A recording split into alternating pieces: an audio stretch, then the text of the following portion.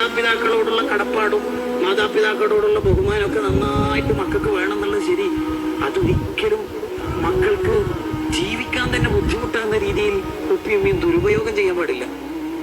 ഒരു കുട്ടി അവന്റെ ഭാര്യനെ കൂട്ടിട്ട് എവിടെയോ ഒരു യാത്ര പോയി, അതാ ഉമ്മാന്റെ അടുത്ത് റിപ്പോർട്ട് ചെയ്തിട്ടില്ലെങ്കിൽ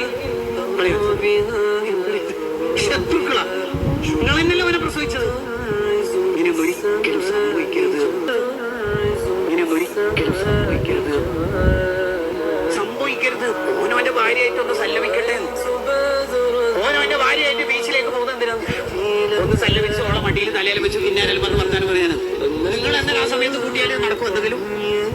എല്ലായിടത്തേക്കും പോകാൻ നിങ്ങൾ ആ മടിയിൽ എന്നല്ലേ 2 കൊല്ലം കടന്നിട്ട് പാല് കുടിച്ചിട്ട് ഫിനിഷായ ഡേറ്റ് കഴിഞ്ഞില്ലേ?